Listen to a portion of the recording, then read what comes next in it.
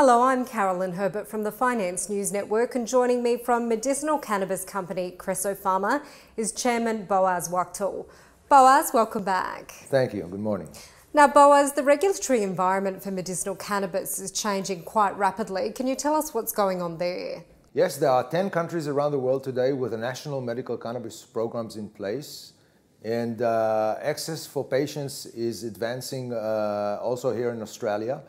And overall, there's a global move toward medicinal cannabis as an option for very sick people to address what conventional medications cannot address. So we are confident that Creso, with its global reach, could help patients access cannabinoids through food supplements rather than through medical cannabis, as it's happening elsewhere, and we are leading the pack in that sense. So, Boaz, with the regulatory changes, a lot of new entrants have come onto the market. So what sets Creso Pharma apart from other medicinal cannabis companies? Creso is unique in that medical cannabis space because we fused the big pharma experience into the medical cannabis segment for the first time. Our CEO, Dr. Miri Halperin-Wernli, left Actelion, which is a $30 billion company, to join Creso. So with her leadership, we're developing now 6 products, 3 for the animal market and 3 for the human markets. So that sets us apart because we have a two-pronged approach into the market. We're actually advancing our development plans ahead of schedule.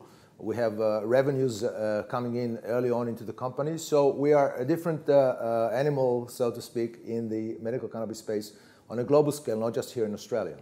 Boaz, Creso Pharma is based in Switzerland, so what's the advantages of being based in Europe? Switzerland is a hub of both nutraceutical and pharma development, and food supplements is a huge business in Europe. So we are physically close to our markets, and we use local talent in Switzerland to address regulatory requirements across Europe. And we are very happy to work in a hub that allows us to tap into talent, professional talent, and help us expedite our development plans across Europe. Boaz, you're obviously here in Australia this week, so can you tell us about the agreement you've recently signed with Western Australian group Health House?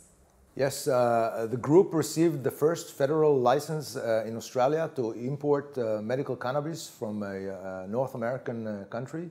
And Creso Pharma is a facilitator of that due to our international standing.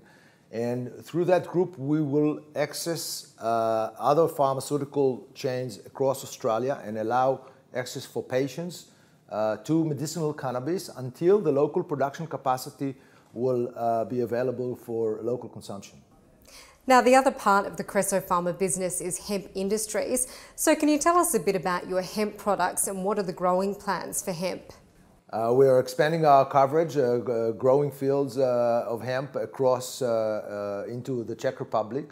We've just signed a distribution agreement to 400 pharmacies with the new products. These new products are without THC completely, which is a really technical feat that we have achieved. And we're looking at other distribution networks across Europe to expand it. There's demand also for the proteins that are made by hemp industries. So overall, we're very positive on the expansion and the revenue streams coming from hemp industries. And finally, Boaz, what's your focus for the next 6 months and your long-term ambition for Creso Pharma? We are launching our first animal product that received EU registration. We are the first company in the world that received such an approval for marketing.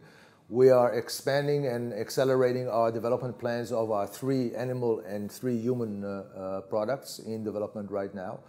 And overall, we are ahead of schedule and we are very optimistic in terms of our revenue streams coming from hemp industries and the deal flow that is coming our way internationally. Boaz Wachtel, thanks for the update. Thank you very much.